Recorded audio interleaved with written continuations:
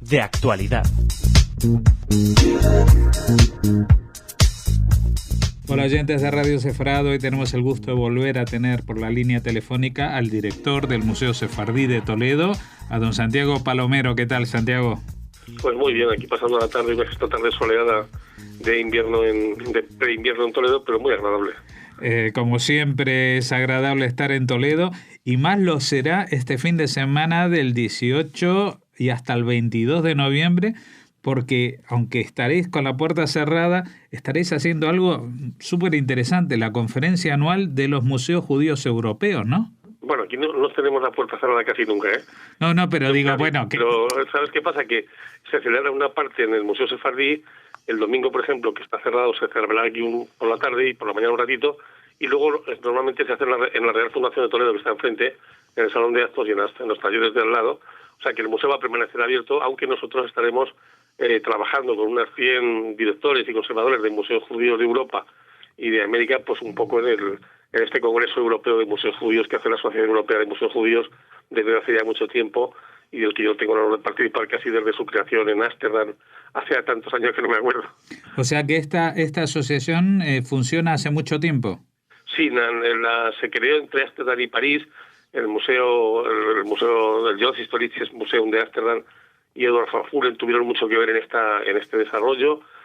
Hicimos las primeras reuniones allí, luego en París, y bueno, ya al final se ha hecho una asociación seria y ha funcionado muy bien, y cada año más o menos en un lugar de Europa tiene lugar, pues dependiendo si se inaugura un museo, o en este caso pues el último en Polonia, por ejemplo, porque se acaba de inaugurar el Museo del Gueto, en Estocolmo, pero claro, aquí en Toledo es que siempre quieren venir. Toledo es un sitio al que nadie dice que no hace falta razones para venir a Toledo. Exacto, porque bueno, aparte de Toledo tienen la posibilidad de pasear por el entorno y disfrutar de tantas cosas que ofrece la ciudad y toda la zona cercana.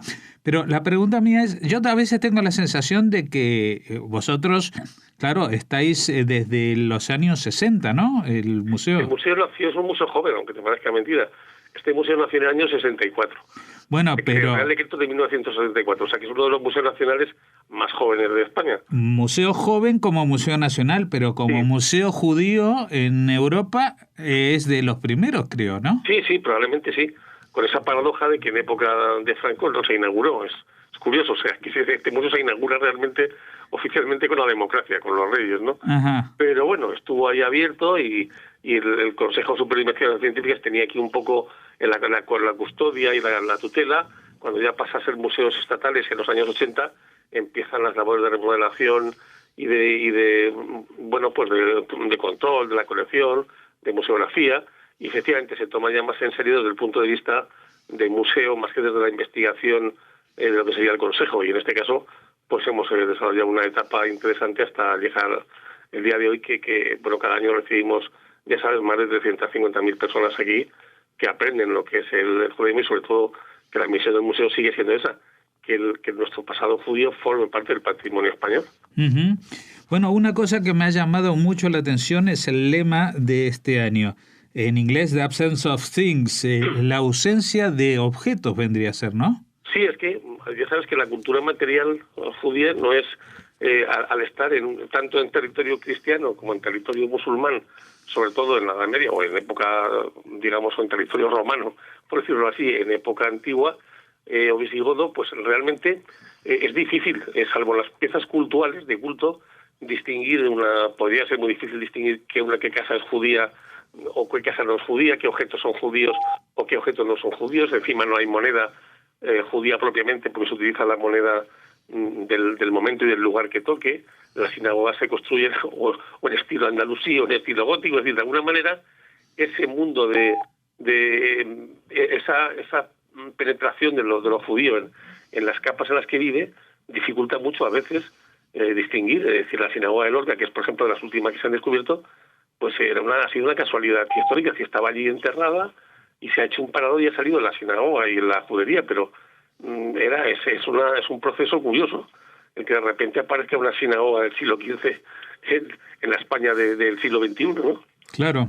Bueno, en realidad en Europa hay, creo que un problema que es un poquito distinto del español, porque en España, digamos, que la huella judía física se termina en el siglo XV, final del siglo XV, y en Europa el problema es que esa huella persiste muy firmemente, pero es prácticamente quemada hace 70, 80 años. Claro, sí, en el fondo nosotros tuvimos la suerte de no padecer del Holocausto, pero de algún modo también tuvimos un hecho histórico relevante, que es la expulsión. La expulsión provoca una salida masiva, por un lado, de lo que serían los sefardíes al territorio alrededor del Mediterráneo y de Centro Europa, pero también hay mucha gente que se queda, los conversos, que muchas veces los olvidamos y forman parte de la historia de España. Y claro, cuando los conversos son tan importantes como Santa Teresa, Fray Luis de León o el propio Cervantes, mucho cuidado porque hay un acervo judío también en la cultura española que no desaparece. Otra cosa es que con la Inquisición se tienda un manto de silencio que dura hasta el siglo XIX y que prácticamente se empieza a levantar con la labor de Pulido y con ese romanticismo sefardí de finales de principios del siglo XX y que realmente luego se vuelve a apagar otra vez con Franco. Y aquí la recuperación viene en la democracia, pero esa recuperación tiene un pequeño problema, y es que por un lado es buena porque recupera las raíces, pero por otro lado hay una desmesura en descubrir restos judíos donde no los hay. Entonces nosotros algunas veces hemos hecho algún estudio sobre decir, bueno, de una sefaraz, digamos, olvidada, hemos pasado a una sefaraz inventada, y no nos gusta ni una cosa ni la otra. El Museo Sefardí tiene ese papel de levantar el manto de silencio, pero también de procurar que esta falta de cultura material o esta dificultad de interpretar la cultura material judía, sea en sinagogas, en cementerios o en Mikvaot o en otra serie de cosas, o en casas, pues no dé lugar a falsas interpretaciones o a falsos, digamos, museos o a falsos lugares judíos. Uh-huh. Bueno, desde el punto de vista museístico, diría yo, también ahora está bastante de moda, bueno, no es que empezó ahora, ¿no? Pero ya hace un tiempo, los centros de interpretación. Es una postura como un museo sin objetos, ¿no? Bueno, es un museo o sin objetos o con objetos en el sitio que no pueden estar y están en un museo y se explican. Los centros de interpretación están bien cuando se explican bien y tienen su función cuando la ocupan bien. Cuando un centro de interpretación se inventa, pues ya no cumple esa función de salvar el patrimonio, de explicarlo, incluso cumple una función negativa. Entonces yo no querría hablar mal de los centros de interpretación, sino de los centros de interpretación mal interpretados, que son unos cuantos, o de algunas juderías que forman parte de las que no tienen la suficiente entidad o no hay los suficientes restos, y entonces a veces esto confunde a la gente, ¿no? Uh-huh. Y eso hay que también tener un poquito más de precaución y de cuidado, o en esas falsas fiestas judías que se hacen con toda, en fin, yo creo que hay que tener ahí un punto de no sé cómo decir, de paciencia y de didáctica para ir explicando a las ciudades que no es necesario que tengan, o sea, que no, para pertenecer a las judías hay que tener restos, pero a mí hay cosas que me parece que se han digamos, pasado de frenada. Y bueno, no se puede sacar donde no lo hay, donde tan difícil es la cultura material. De hecho, este curso vamos a discutir sobre el problema de la cultura material hispano-judía y sefardí en este caso, y de cómo afecta eso, claro, a la formación de los museos. Uh-huh. Sí, porque el subtítulo del lema de este año es casi una propuesta filosófica, ¿no? Las posibilidades de las limitaciones. Claro, es lo que hay. Es decir, entonces hay que tener, digamos, una gran paciencia investigadora y hay que partir de la investigación, lo cual no todo el mundo hace. Entonces hay que ser serio y hay que, antes de sacar a la luz las cosas, procurar tener los datos, los documentos, los estudios arqueológicos bien pertrechados para que la cosa vaya bien y para que luego se pueda difundir con dignidad las cosas y se puedan, claro, salvar el patrimonio, porque, ya digo, insisto, fundamentalmente el patrimonio judío era un problema, digamos, en la historiografía española, pero hoy ya sabemos que el patrimonio semita, judío y el árabe forman parte inseparable del patrimonio español, mucho más que en otros lugares de Europa. Lo decía Américo Castro, la historia de Europa puede entenderse sin la aportación semita, la de España no, y es así. La de España es una cultura, además, mezclada, mudéjar, multicultural, y yo creo que incluso eso es una cosa que tener una discusión hoy entre Cataluña y España, es bueno que sepamos que hay un sustrato común muy mezclado, muy mestizo, y que precisamente las unidades no son tan buenas. O sea, hay que saber que hay muchos judíos que escribían en catalán, lo mismo que hay muchos judíos sabios, los dos, que escribían en lengua castellana, y los dos son muy importantes para la historia de España. Uh-huh. Bueno, yo no sé si puedo también, si está por allí Carmen Álvarez. Sí, la tengo trabajando y además a mí me quitas un poco de hablar, que ya sabes que me cuesta. Pues entonces, nada, te deseamos mucha suerte con esta conferencia y ahora Carmen nos va a completar un poquito el panorama. Muchas gracias. Y Santiago. Pues, que aquí siempre Radio Sefra siempre es bienvenida a esta casa. Muy bien, muchas gracias. Hola, Jorge. Hola, Carmen Álvarez. ¿Tu cargo en el museo cuál es, para que los oyentes lo sepan? Conservadora del museo, una de las conservadoras del museo. Somos un gran equipo. Bueno, no sé si seguramente esto de una de las conservadoras, seguramente eres la primera entre las conservadoras, porque hace mucho tiempo que conozco que tu labor es muy importante dentro del Museo Sefardí.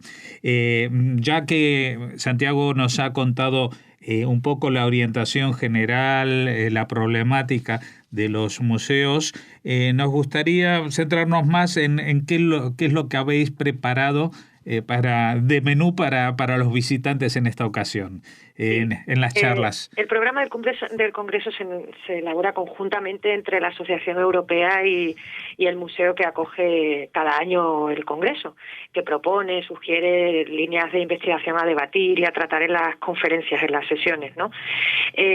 Pero llegamos al acuerdo desde el año pasado que nos plantearon organizarlo aquí en Toledo. Llevan muchos años queriéndolo hacer aquí, como decía Santiago, y por fin lo han conseguido, ¿no? Entonces, desde el año pasado llevamos trabajando el programa. Claro, era evidente que íbamos a tratar el patrimonio hispano-judío y sefardí en una sesión casi monográfica, sí. Pero también le damos protagonismo precisamente al hilo de este patrimonio, o la ausencia de, como decía antes Santiago, el director, como principal debate, el patrimonio conservado en los museos del Mediterráneo. Va a haber presencia de directores y técnicos de museos, de representantes de museos de Turquía, de Grecia, de Bosnia y Herzegovina, a los cuales se les dedica una conferencia única, de Italia, con 2 grandes museos, además bastante reciente reinauguración, como son el de Ferrara, el Museo Nacional de Ferrara, tiene carácter de nacional, y el Museo de Venecia, que es un museo que tiene una trayectoria de muchísimos años, ubicado en pleno gueto de la ciudad, ¿no? En pleno Canarreyo, gueto de la ciudad. Quitando o aparte de este gran protagonismo este año, por fin, de la parte más sefardí, digamos, de la Asociación Europea, se va a hablar en general en una conferencia introductoria, digamos, la primera sesión, que será el domingo en la gran sala de oración de la sinagoga, de esa ausencia de objetos y las posibilidades que le ofrecen a los museos que tratamos colecciones relacionadas con la cultura judía, tratarlas de manera museológica, ¿no? O sea, las limitaciones que ofrecen esa ausencia de objetos. Es un problema no solo que afecta a los museos del Mediterráneo, como decía, sino también a otros museos europeos, de otras regiones de Europa, me refiero. Por ejemplo, el Museo de Auschwitz. En Auschwitz, pues Auschwitz, como dicen ellos, va a estar aquí el director del museo explicando un poco cómo tratan ellos esa problemática. Discursos de museos en torno a una falta de patrimonio muchas veces, ¿no? Y fundamentalmente ese es el grueso del tema del Congreso, que se va a complementar bastante bien, creemos, con una oferta alternativa de visitas técnicas a parte del patrimonio de la ciudad relacionado con la evolución de la comunidad judía en Toledo, como son los archivos de la catedral, el archivo de la Catedral de Toledo, de la Catedral Primada, se llama archivo capitular, y el archivo del Hospital Tavera, el que está ubicado en Toledo también, en el Hospital Tavera de Toledo. Junto con esas visitas técnicas, esas rutas por la judería, para que conozcan un poco in situ y de manera más monográfica la historia y presencia judía en la ciudad, pues vamos a llevarles el último día a Segovia, a conocer el centro didáctico de la Judería y parte del Alcázar como restos o retazos del pasado de esa ciudad. Y un concierto inaugural que tendrá lugar el sábado de Ana Alcaide. Como sabéis, Ana es una intérprete toledana. Casi forma parte del patrimonio de la ciudad. Forma parte del patrimonio de Toledo, Ana Alcaide, podríamos decir, sí. Sabéis que se basa mucho su repertorio en inspiración de esos ritmos del pasado sefardíes, esos acordes sefardíes del pasado, pero muy centrados en la ciudad de Toledo. Aunque ella toca un instrumento nórdico, que es la níquel-arpa, interpreta muchos temas inspirados en leyendas de la ciudad, como la leyenda del Pozo Amargo, etcétera. Creemos que es curioso y de alguna manera romántico en ese sentido. Uh-huh. Y bueno, pues ese sería la oferta, que el menú, como decías, que le tenemos preparados a los más de 100 asistentes que van a venir estos días por aquí, por Toledo, y bueno, de los cuales solo esperamos que se lleven un buen sabor de boca y que disfruten, ¿no?, de su estancia en esta Jerusalén de Occidente, como ellos les gusta conocerla y llamarla.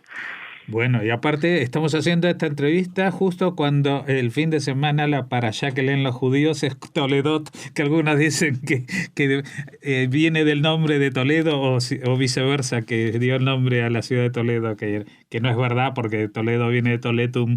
Y, exacto, del latín Toletum. Sí, pero ya sabes que el romanticismo en torno a la llave de la casa y del retorno a Toledo impregna todo. Esta visita a Toledo del Congreso sirva para desmitificar un poco, ¿no?, todo ese halo que tenemos ahí muy, muy romántico en torno al pasado de la ciudad y ese reencuentro idílico de las tres culturas. Evidentemente algo de romanticismo habrá si vemos el patrimonio más de cerca, si los asistentes al Congreso somos capaces todos, ¿no?, de aprender un poco más y de acercarnos un poco al patrimonio de la ciudad de alguna manera. Uh-huh. y con las sesiones, debates que hemos planteado. Pero bueno, sí, es una ocasión para el Museo Sefardí, para la Asociación Europea, de tratar un poco el patrimonio de la ciudad vinculado a la judería, el patrimonio hispano-judío en general y este tema que nunca se ha tratado en ningún congreso, ¿no? Cómo debatir o discutir, crear nuevos discursos en torno a una cultura material que a veces no está. Claro. Bueno, lo que sí está, y no todo el mundo es consciente, porque me imagino que aparte de todos estos museos de la zona del Mediterráneo vendrán de las partes más ashkenazíes de Europa, pues igual tampoco ellos son tan conscientes de la herencia sefardí que impregna a la herencia ashkenazí. O sea, eso es otro tema que la museística del este de Europa todavía no ha explorado a fondo, la presencia de los sefardíes en Varsovia, en el Imperio zarista y en todas las zonas del este de Europa, que también fue importante. Pues Carmen, un gran abrazo y mucha suerte. Cruzamos los dedos para que todo el mundo, estamos seguros que se van a quedar encantados por venir a España y a Toledo. Eso ya tenéis el 80% ganado de la gente, ¿no? Pero sí, es una oportunidad.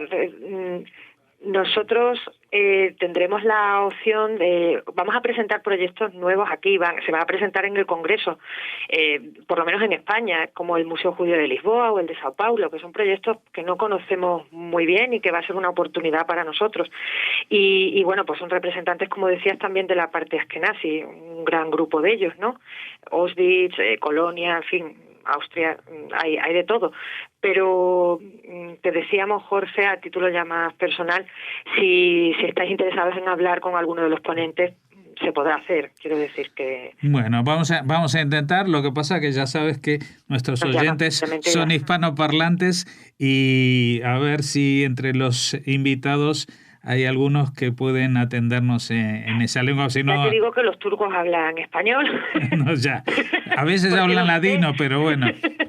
Y o sea que podrías hablar con ellos y seguramente la futura directora del Museo Judío de Lisboa también el portugués lo aceptamos. Pero bueno.